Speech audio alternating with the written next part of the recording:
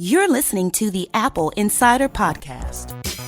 Welcome to the Apple Insider Podcast, episode 171. Can you believe we've made it this far, Mike? Well, I wasn't personally here for the first early batch, but yeah, I can believe it. You know, it's a solid organization. We're pretty happy with how this goes. And I want to thank all of our listeners for sticking with us and for leaving such good comments on iTunes that really help us tune it to what you're interested in listening to. And, I had a lot of fun the last couple of episodes talking with Mikey and Sonia, and I'm thinking that this one's going to be a little bit better, and I just look forward to it, and I hope your reaction is the same. I'm going to start right off and let you know that Intercom is the business messaging platform that does the manual work for you, automatically qualifying leads and scheduling demos. Their chatbot and messenger free you up to focus on the prospects most likely to convert. You can leave your pipeline to chance, or you could use Intercom. Start for free at intercom.com/growth. That's intercom.com/GROWTH. And also, there are many different ways to listen to podcasts, and you're doing it right now. If you haven't tried out Stitcher Premium is the perfect time to give it a chance. Stitcher Premium gets you completely ad-free episodes of hundreds of shows like Comedy Bang Bang, WTF with Mark Maron, and How Did This Get Made? When you join Stitcher Premium, you get 21,000 hours of exclusive content. New exclusive originals like Marvel's Wolverine and Issa Rae's Fruit are launching every week for Stitcher Premium members. And if you love podcasts, you're probably missing out. When you listen to ad-free episodes in Stitcher Premium, your favorite podcasters get paid. So that's another way that you can help support your favorite shows by joining Stitcher Premium today. For a free month of listening, go to StitcherPremium.com and use the promo code APPLE. Now, Mike, yes, there are a whole bunch of things that happened this past week. Mm-hmm. I think what I'd like to do is talk about really quickly the three stories that sort of resonated with us personally. Okay. And then we'll get to the big news. Sounds good. So here's one that actually, we've talked before about the Apple Watch. We've talked about the Apple Watch's impact on health and specifically its impact on saving people's lives. There have been a number of stories that we've had about people who've caught heart issues with the Apple Watch. Last week, I read a story about a woman who saved her husband's life by placing an emergency call from the Apple Watch. We've heard it from people who were trapped in cars who called for assistance when they couldn't get to their phones in their car, when they were pinned in their car. A lot of different things like that. This is one where the Apple Watch was credited with saving the life after a user suffered a ruptured ulcer. And it sort of cements it for me. Do you wear the Apple Watch, Mike? I don't all the time. Like right now, I'm not wearing one. When I leave the house for, say, a shopping errand or something, well, it really depends on the situation. It hasn't, for me personally, it's proven to be one step too far down the little old lady who swallowed a fly. That said, people who are iOS primary, it seems ideal for them. I use my iPhone similarly how people use their Apple Watch with their iPhone. So okay, so hold on, because I know the story of the little old woman who swallowed a fly. Mm-hmm. But when you use it like that, tell me how you mean, because you invoked it, so I want to make sure I understand. Sure, my Mac is my primary device. Mm-hmm. I'm sitting here recording with it. I work on it. It's my media tool of choice. And I'll use my phone or an iPad to extend my Mac. What I don't usually need is a watch to extend my iPhone to extend my Mac. Right. Okay. But I think what's going on with these stories for me is that the watch has utility beyond what the phone alone can do or what the phone and a Mac could do. Mm-hmm. That there's a different application at work here. Certainly you could make emergency calls from your phone. Yep. Yes. Although, as we've seen in the stories, there are cases where that's simply not possible because you can't reach the phone when it's been thrown around the car interior as you're doing, rolls. There's also it has a medical sensor that alerts you to problems. Like in this case, the wearer of the watch was going to work. He was at work. He started feeling dizzy. He headed to the bathroom, and shortly after, he started bleeding. And his Apple Watch warned him that his heart rate was at an alarming level, and recommended that he seek medical attention. Yep. Now, obviously, normally when you're bleeding, you'd probably think that was an opportune time to seek medical attention. But there are people in this world who say, you know what, it's just a little blood. I'm sure I'm fine. I'll go back to work. But having that extra push, that extra, the nudge to say, actually now's a good time to go seek help. pushes people over the edge and gets them to seek the help they need. Oh, yeah, absolutely. I do love these stories about life-saving and data and things like that. And I'm certainly not so arrogant that I think that my use case is everybody's use case. I have many colleagues who swear by it, who will just take it off to charge it, and even then they miss its presence when it's gone.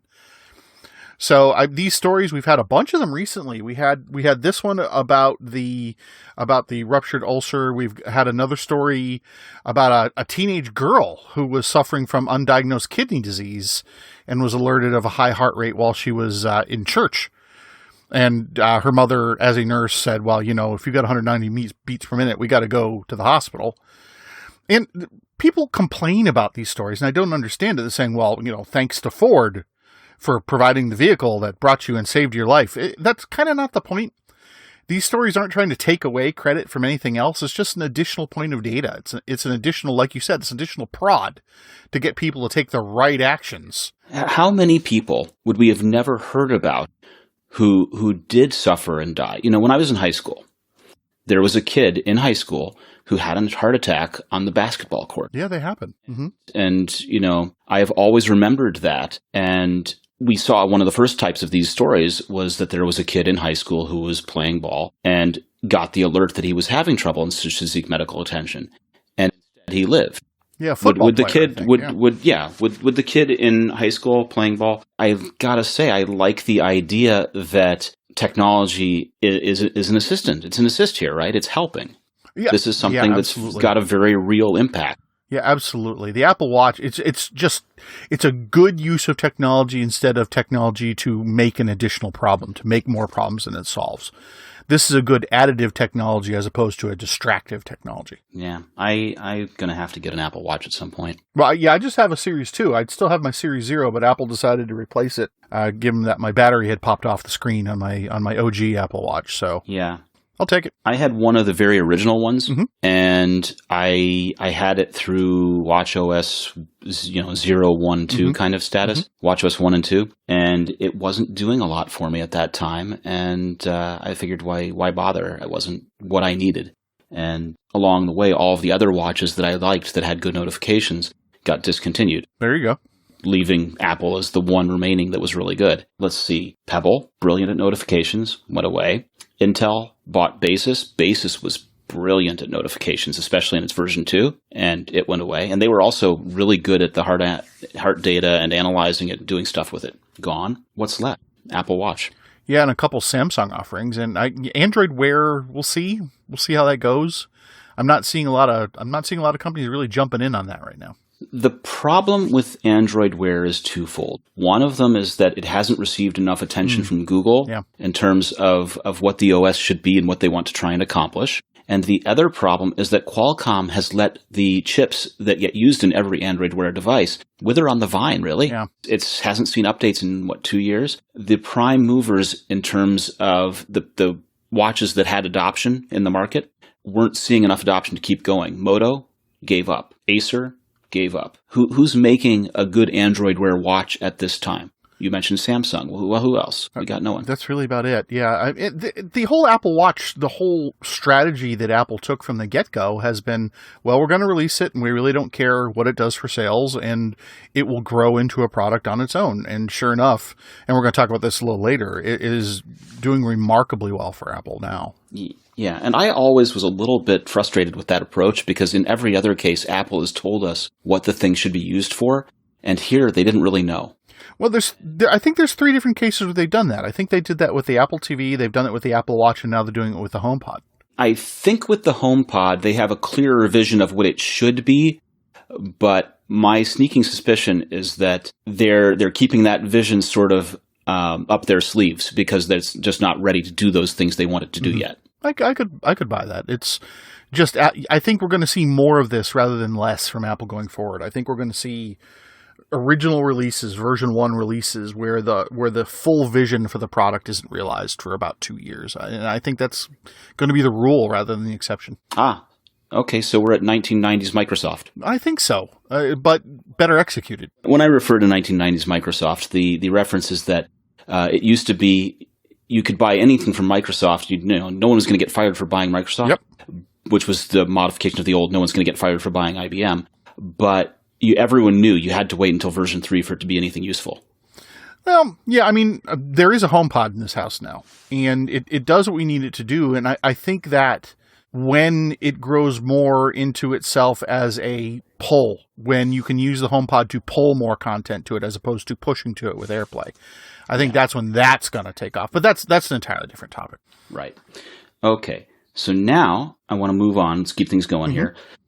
Favorite topic of mine, and you know this and I know this, is the push-pull and tug-of-war between Apple and the FBI and U.S. Department of Justice. And, we've seen this going back to the San Bernardino shooting, where the FBI took the shooter's phone that belonged to the county and claimed that it could not be unlocked without Apple's help. And, of course, they eventually did unlock it. But FBI is still lobbying for changes to surveillance. And Ray Ozzie wrote an editorial about how to solve all this. And I heard you groan. Yeah. I heard the groan. His solution was, you could tell it. I won't tell it. You tell it. Well, his solution was the same solution that the FBI wants. He wants a compartmentalized key that can be given up to law enforcement at any time. That's long story short. It's just the thing is with a lot of his solutions and how to execute it, he did a whole lot of hand waving, and then this happens, and then they get the key. But go ahead. The problem is that he says he solved it, and he hasn't solved any of the objections that anyone's had to the real problem. He's just said, I'm solving for these two parts of the problem and ignoring the third. And the third is the one that everyone's struggling with and why we aren't doing this. So what he's doing is he's saying, we can trust that tech companies will have perfect security, that they will have no leaks, and that they can store a key in a vault that will not be penetrated now that everyone knows that they have such a thing and makes them a strong target. Which is great fiction, but it's fiction. Yeah. So, I mean, GrayKey lost some of their source code. It's not clear exactly how much they did. But if this company who makes money selling this product to break into phones can't keep their source code secure, I mean, I understand it was at a site. It was at a customer's site that the data was lost. But doesn't that just aggravate the problem where once the key gets sent to one law enforcement agency or another, something stupid is going to happen? It's going to be on a sticky note and a picture is going to get taken of it by the Channel 4 News or whatever? Well, so the idea was not to send the secure key that unlocks everything out to anyone else. It was to have that stored at the tech company and have the devices sent to the tech company for unlock.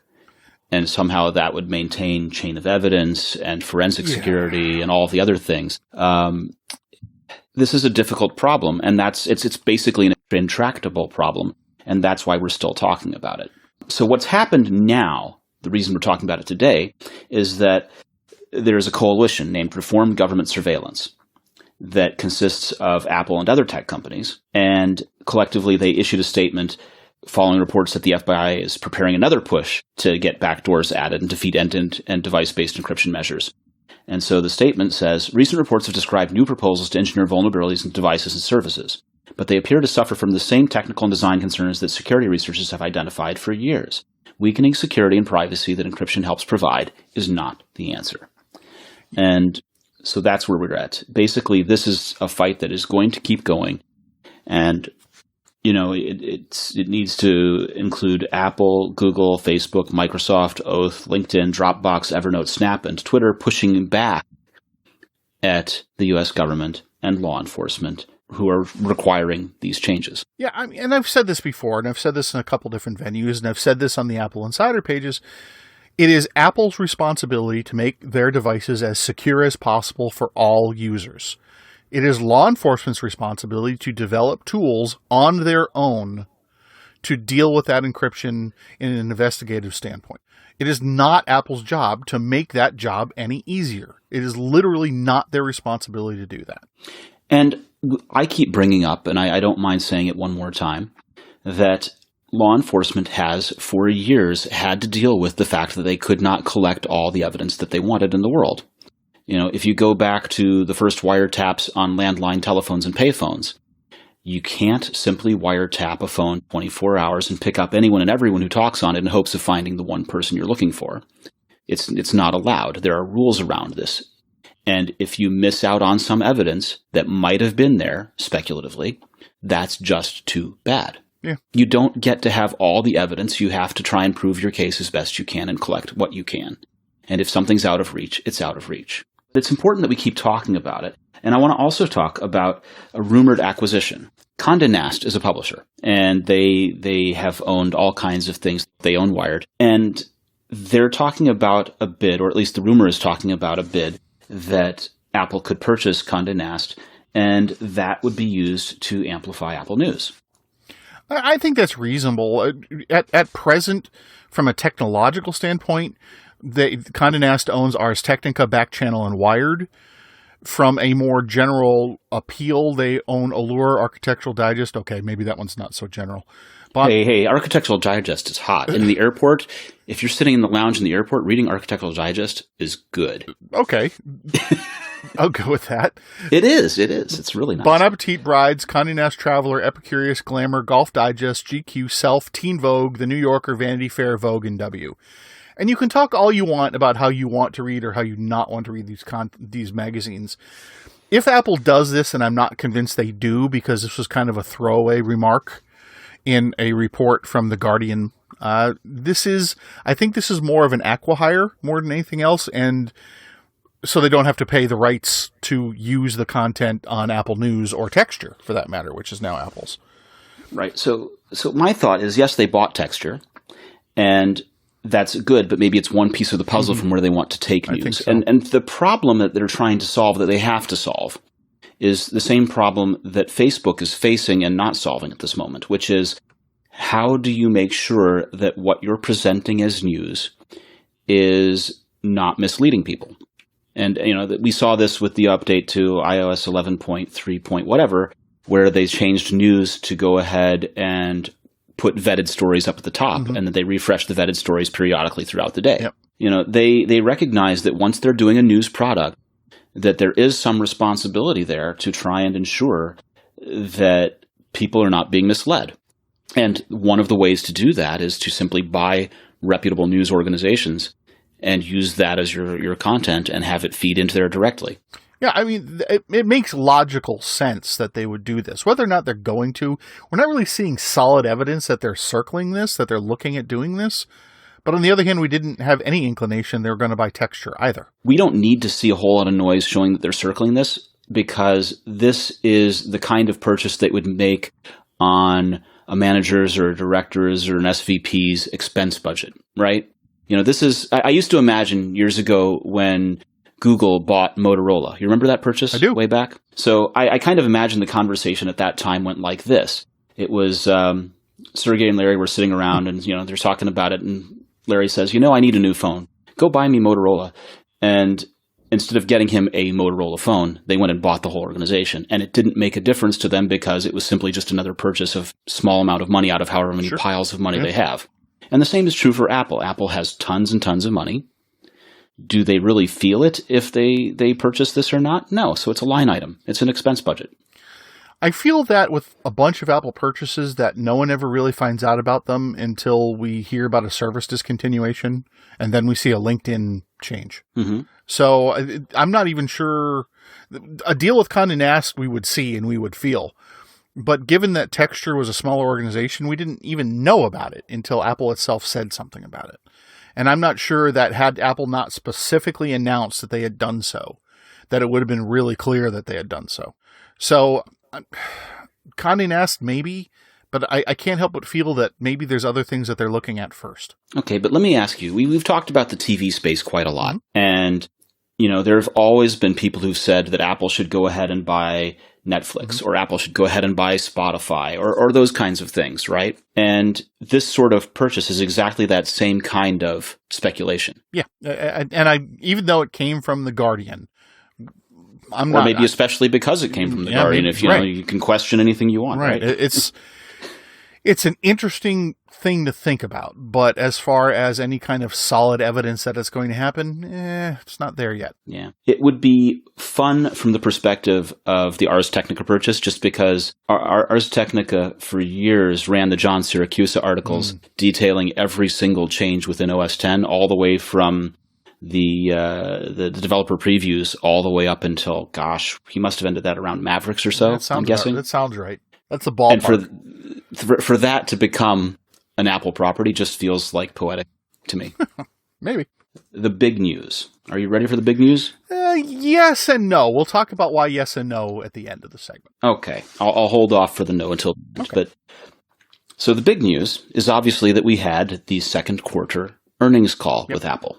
What did we learn from that, Mike? Well, we learned that Apple's making a ton of money. But that shouldn't come as a huge surprise to anybody. I'm shocked. What else we learned is that the iPhone X has been the biggest selling iPhone since the week it released. It beat the 8 and the 8 Plus again and continues to beat the 8 and the 8 Plus again. We also But did it slow down in the second quarter at all? Can't tell. I mean, the iPhone sales obviously did, but as compared to the holiday quarter, everything is slower. But in comparison, the second quarter we just had beat the Christmas quarter from 2014. And you're saying that the 10 in this second quarter still beat the 8 and 8 Plus and the other lower devices. Yeah, is that right? Yeah. Tim Cook said that it is the highest selling iPhone of all of the iPhones that they offer, again, every week in the entire quarter. Okay.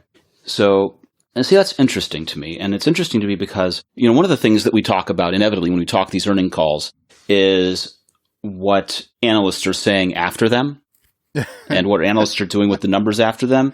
And famously, Neil Hughes said something terrible like, Wall Street should be forgotten. Forget Wall Street. Forget what they have to say. Because he just simply disregards that they have anything valuable to add here in this kind of discussion.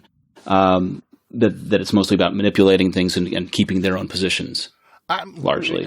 I'm going to... But that aside for a moment. I want to talk about this. So I'm looking at some people's report after the earnings calls, and their summary is interesting. So, 2 million iPhones were shipped at an average selling price of $728, which was below the consensus at $740 and well below the first quarter's $796 average selling price. Okay. So the conclusion that this person draws from that is this is a sign that the high price of iPhone X is too much for many consumers to swallow, indicating that it's the diehard fan base that bought the product. I don't think that's the case, though. I mean, if it's the diehard fan base that bought the product, these numbers would be a whole lot lower because the diehard fan base of Apple isn't even half of the company's business. Okay. So then what accounts for the drop in ASP? Well, the drop in ASP is probably the replacement cycle. It's not a huge drop in ASP. It's a small drop in ASP, and the ASP is still way higher than it has been in a long time. It is still, I don't have the graph right in front of me. I'm looking at 10,000 other graphs right now because I didn't think that was quite the direction you were going to go. But the thing is these analysts are still taking this quarter and they're comparing it to previous quarters in regards to iPhone sale volumes. And I'm not sure well, you know what? I am sure. That's not even, you can't compare them. When has Apple had 3 flagship phones? Well, there's that. And also, the second quarter is always kind of a weird quarter anyway, because a large number of people buy at the intro when it's exciting. Right. Not just the dedicated fan base, but, people buy for Christmas sales, right? Mm-hmm. In March, what's going on? Well, in March, what's going on is the Samsung releases. Yeah, but I mean, in terms of Apple phone sales, what's going on in March that would be a big reason for people to go out and buy the iPhone X? I think that there is, given that Apple has a regular cadence of iPhone releases. Yeah. I think in many ways that people look at the 6-month period and they either buy before 6 months or they wait. And the March quarter is the 6-month period from the phone releases. And right. I think the biggest reason why Apple's profits are going to drop in the next quarter is that whole holding your breath for the October releases. And Apple knows. I don't know that they do drop. I think they kind of just stabilize at this point. Sure. What I think actually from the earning reports that is more interesting is that if you look at Apple's average selling price per Mac, that went up a lot. And that's a side effect of the iMac Pro, which, you can buy for up to $18,000. So it follows that it would have risen the average selling price.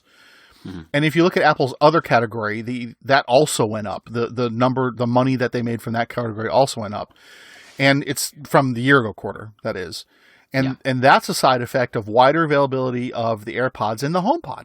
So now we're looking at a lot of things that were spun last quarter. We're looking at, oh my God, the HomePod is a failure. Oh my God, the iPhone X is a failure.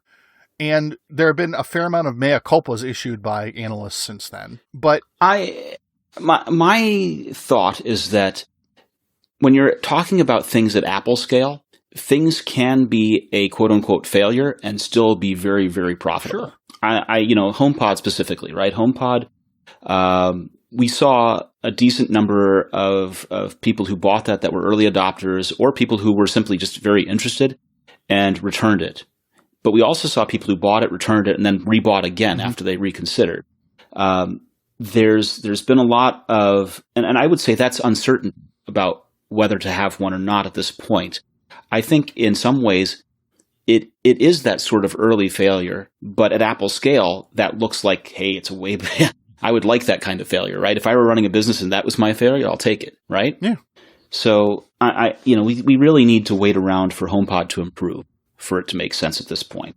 The Mac is still a tiny segment of the business compared to everything else, right? Yeah. Oh, yeah. I'm pulling up the numbers right now. It's still, people complain that Apple isn't paying a lot of attention to the Mac, and I don't think they're wrong. And this is the reason why, but we're still looking at 4 million a quarter. That's not a small amount of machines. Well, Apple knows, just like we do, that if you're a developer, you still need to buy a Mac. Yeah. You just do. If you're writing iOS, if you're writing things for iOS, you need a Mac. There's no way around it. So they know they have that many people to buy them. What else was a surprise in terms of Apple's performance here? What other segments? So here's the thing is, maybe it's because I've been doing this job, literally this job, and have covered every Apple earnings report for the last 6 years. None of this surprised me. What would have surprised me had the doom and gloom that the analysts predicted 2 weeks ago, that would have surprised me if that's what had happened. Right. What would have surprised me is if the low numbers for the next quarter that the analysts were predicting, if Apple issued earnings in that range, that would have surprised me.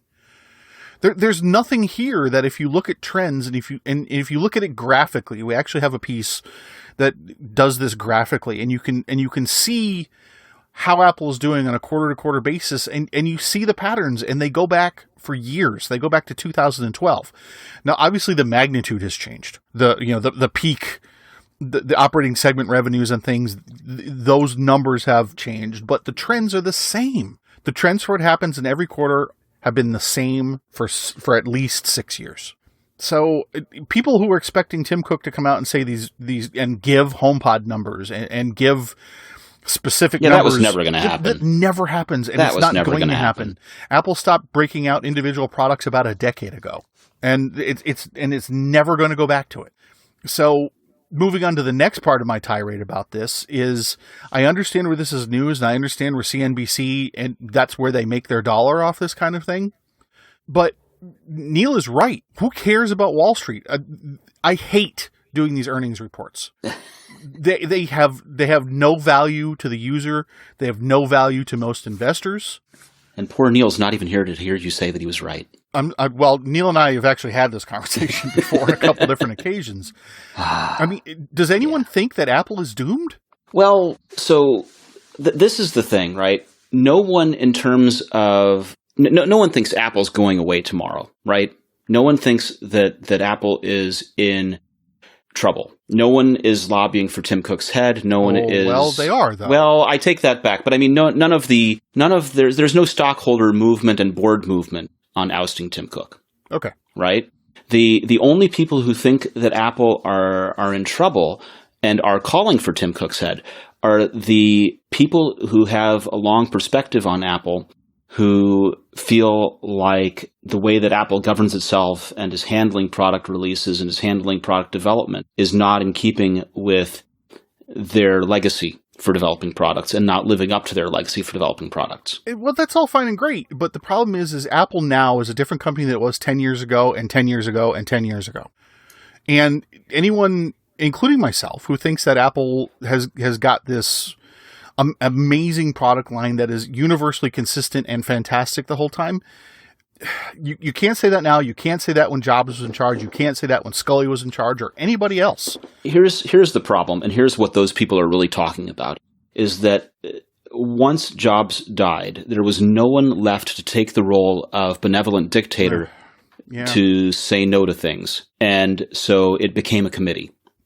I think that's nonsense. I hear you. I think that Apple continuously says no to things, and I think do you dispute that there's no one person cutting through things and saying no individually like there was, or is it all by committee now? I think it was by committee before. I think that Jobs, the reputation that Jobs had for saying no to a lot of things, I think that's creditable to Apple as a whole, not just Jobs. Apple doesn't have 15,000 iMacs.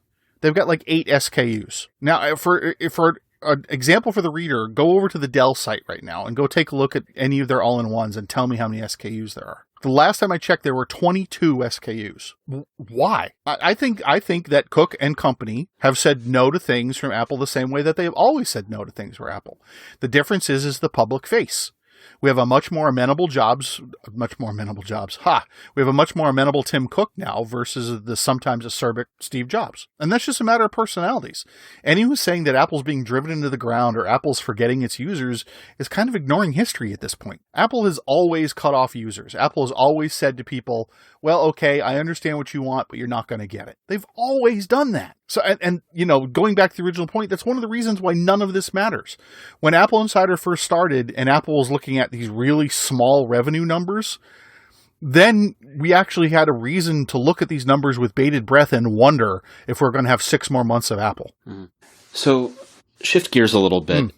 You published a story that was very successful in terms of coverage and also where it went and how distributed it got about keyboard failure rates. Right. Here's the thing. I've been getting a lot of questions about this. And what I threw out was the data. I threw out the data that we have that is realistically the only data that's gleanable. What we know for sure is that the 2016 MacBook Pro keyboard fails more than the previous model keyboard. That's what we know as an absolute. It fails more often. But what we don't know is when this is actually a problem. What we don't know is when Apple's going to consider this to be like the iMac GPU REA or the screen delamination or the MacBook issue. Pro GPUs, with which there were several, or but yeah, those numbers were way higher though. The GPU failures were, as best as I can tell from the numbers I have, and I don't have a huge amount of data from back in then, it looks like about 1 in 6 machines in total were experiencing a GPU problem. That obviously needs some kind of REA. That obviously needs some kind of replacement program, and it did, and it continues to have one, and we're on the tail end of it now. We're not looking at 1 in 6 on these keyboards. What we're looking at is a doubling in service reports from one machine to another. We don't have the universal numbers. It's enough to say that it's a problem. It's not enough to say that it's a massive problem that's affecting a good portion of the MacBook Pro owners. I think it's a problem, and I think Apple ought to get ahead of it, and I think it's going to be more of a problem going forward. I think as these keyboards age, I think those numbers are going to go up and up and up. Because what we have now is we've got like 16 months of data. Right now it's linear. Ask me again in another 6 months. I'm going to hold you to that. Please do, because I'm keeping an eye on it. Right now, it's a linear number of failures per month, starting from day one. So it was proposed in the forums that it might be user habits. It might be. The MacBook Pro is not like an Apple II that your mom and dad put a dust cover on when you were done with it. It is a bang-around machine. It's hauled around to the coffee shops. It's moved from floor to floor. It's put in your bag without thinking about it much because you've always had one, as it always has been and always shall be. So there's also clearly a difference in reliability between the 2006 and the 2017 machine. 2016-2017 machines. You're saying that there was a keyboard revision that was silently put out. There is some kind of revision between the uppercase from the 2016 and 2017. So much, in fact, that if you're bringing your 2016 in for keyboard service, you're getting an entirely new uppercase that came from a 2017 service stock. So the keyboards are physically different between the 2016 and 2017. I can't tell them apart, but I haven't looked at it under a microscope or anything like that yet. You haven't disassembled the key switch. I haven't disassembled the key switch, right. I think that, look, these numbers aside, because this is where this all started. These stock numbers do nothing for the user. They prove nothing for the user. They don't tell us as an Apple using group that Apple has the bandwidth to do everything, because I don't think they do, and I don't think they ever have. I don't think anybody ever has. I think that they put out a limited amount of SKUs to accommodate as many people as they possibly can. And if the top 5% and the bottom 5% don't get taken care of, then that's acceptable losses to them. Whether or not you agree with that standpoint is up to you. I don't personally like it, but it's reality. It's the way it is. Mm-hmm. And looking at the numbers, Apple's not making a mistake financially by doing that. People have been threatening for 5 years that if the pros aren't listened to, then Apple is going to die. Well, I don't see it. There's no downward trend in any of these numbers. So, yeah, it's interesting to me just because at the same time as this earnings call was going on, and obviously analysts were a little bit disappointed and that their stories didn't live out to be true, and they're still trying to way to frame it. And there's always this sort of push-pull where analysts write doom and gloom stories about Apple, and Apple continues to exist and even do well, as you say. So at the same time, Tesla held their earnings call. Yeah, it was a little bloodier. Well, so the press is calling it supremely weird, and they're writing terrible stories about it. But at the same time, you have to think that was the kind of earnings call that every CEO would love to be able to do, right? Mm-hmm. Because you just get to go and do what your impulse says and cut off questions that you don't like and dismiss questions from an analyst as boring. And he literally did that as a CEO. When do you tell someone, no, I'm sorry, your question's boring? Yeah. And it's never happened, right? The best you get from anyone else is something like, someone says, can we have a TV with Apple TV built into it? Is Apple going to make a TV? Oh, how many years? And they say, well, I want to talk about that for 10 seconds. But, the best answer is, we're not going to discuss products at this time. We're not going to discuss future unannounced products at this time. Thank you. Right? A very, very soft pedal kind of way of getting away from it.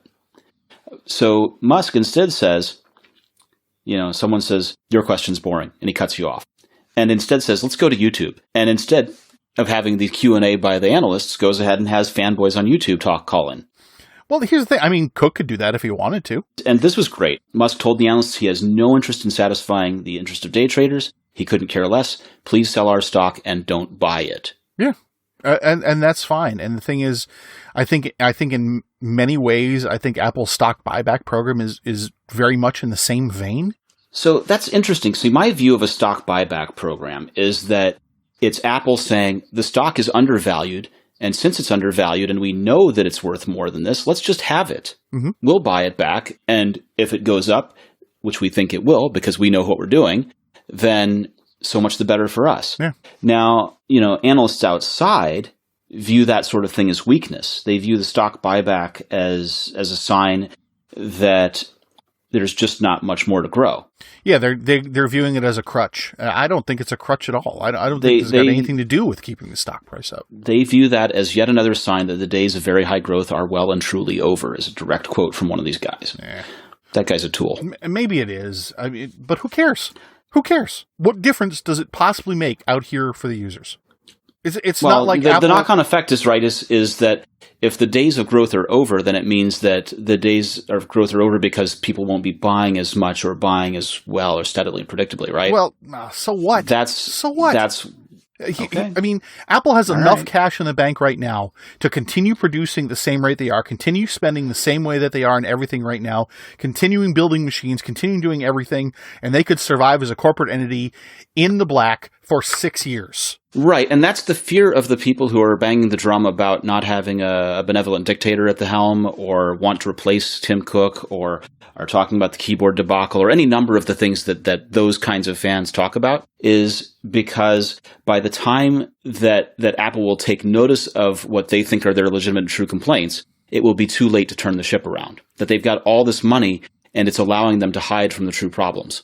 Which are what? The 5% that Apple chooses to not cater to? It's not that they're not catering to. It's that they're not fixing their problems. Here's the thing. I want a small box, a Mac Pro box that I can tinker with. I would like that. I would like that very, very much.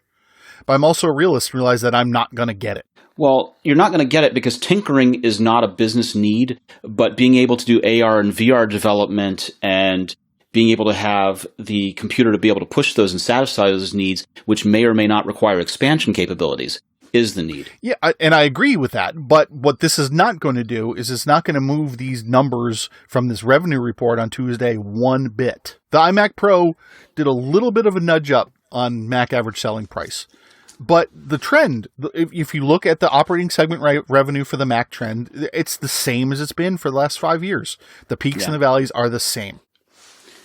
So everyone who said that they wanted a Pro machine and they wanted all these features and they wanted 12 and 16 cores, yeah, it's not as big a market as we would like it to be. It's not as big a market as the Apple Insider fan would like. You know what? I would love an iMac Pro. I would even love the I would love the $5,000 machine. I would love to be staring at it right now. But there's Anyway, yeah. So I said that I would talk about the TV with Apple TV Yes. built in for just 10 seconds. So I'm going to go ahead and do it. And we don't have to spend a lot of time on it, but I just want to talk about it. So for years and years and years, there was a fellow from Gartner Research who proposed that Apple had to build a television set. And every time there was an earnings call, he'd ask for the television set. He was convinced it was going to happen any day now, any day. Monster, yeah. And we all laughed at him. And I was thinking a couple of days ago, and I was having this conversation on Twitter with Zach Seichi, who runs the Menu Bar podcast. And I told him, I think that this is something that Apple could actually conceivably be doing, that it makes sense for them to do this now. And the reason is the old fight, the old battle, used to be over what was connected to HDMI 1. Was it your cable box? Was it your Apple TV? What lived on the first input was a battle. But I think that the battleground has moved. And it's moved because we've got TVs with Roku built in and TVs with Amazon Fire TV built in. And all of the Vizios have Google Chromecast built in. And so the battle is no longer about what's connected to HDMI 1. The battleground is what's in the TV when you take it out of the box, because you don't have to buy an Apple TV if you're doing any of those basic streaming needs. And if you're doing those basic streaming needs and don't have an Apple TV, then you can't grow into the other things that an Apple TV can do for you. You miss out on that whole people learning about what else is there. I agree with you with Apple Insider readers in many ways. I agree with you with the tech literate. But I think you may be overestimating the number of tech literate that there are. It's not about the tech literate or not tech literate. It's about, when you buy a TV and it's got Netflix and Roku and it's got Netflix and it's got Hulu and it's got Prime built into it and says so on the box, that's one of the things people shop for. Okay. And it's only the tech literate that will go ahead and buy the external box and plug into HDMI 1 to overcome that stuff, right? It's only the tech literate that say, I just want to buy a dumb screen and connect my own thing to it, right? It's the same problem as having a tower to tinker with in a way. Yeah. And so it's one of those, it's a space where the Apple's getting left out. Like I said, every Vizio is a Chromecast device, and they do that for their sound bars and their TVs. TCL makes the Roku enabled TVs. They've got the Amazon Fire TVs. Pretty much every one of these things is getting some form of built-in set-top box built in, and Apple's missing out at the moment. I don't think they in care. That space. I don't think they care. Probably don't, but I'm saying that once you have one of those, you're not motivated to go and buy the Fire TV device to connect to HDMI 1 or the Roku device or the Apple TV to connect to HDMI 1 unless you're already tech literate about why you'd want an Apple TV. This is something I'm going to have to think about a little bit more, but I think that Apple's point of view with the Apple TV is you already have an iPhone, so why not get something like it for your television? And I don't think that they're interested in servicing and dealing with 50-inch screens in their stores. I don't think they're interested in shipping them, much in the same way that until they ship what I'm sure will be one SKU of Pro Monitor and not 4 different sizes, they're not interested in having those 4 different sizes in stock at the Apple Store. I think that we were talking about saying no to things, and I think that an Apple-branded television is something they will continue to say no to for those very reasons. And that brings us to the close of a perfectly good episode. The Apple Insider Podcast is brought to you by Udemy, the largest marketplace for online learning. You want to expand your potential? They have 65,000 courses that start at $11.99. Udemy can help you develop your skills and discover new passions. Students around the world have used Udemy to get ahead and even switch careers. Visit ude.my/AppleInsider or download the Udemy app to learn anytime, anywhere. Mike. Yeah. Thank you so much. Anytime. Where can people find you on the internet? Obviously, you can find me at Apple Insider every day, or you can find me on my own slightly more salty podcast on Monday mornings at spacejavelin.com. Not for listening with children in the car. I wouldn't. I mean, we're technically clean, but let's not. Yeah, I'm thinking 12 or over is probably fine. They've heard worse at school. And I want to thank all of our listeners. I really appreciate joining us. Sure do. I hope that you'll tweet at us. I'm at VMarks, and Mike is at Mike Worthley. Yeah, he'll put the link in the show notes. Show yeah, notes. Absolutely. Don't sound it out. No one's going to spell Worthley for you right now. I'm sorry. And I hope that you'll contact us. Go ahead and send us email at news@appleinsider.com and tell us how we're doing. Tell us what you'd like to hear from us for. And thank you so much for joining us.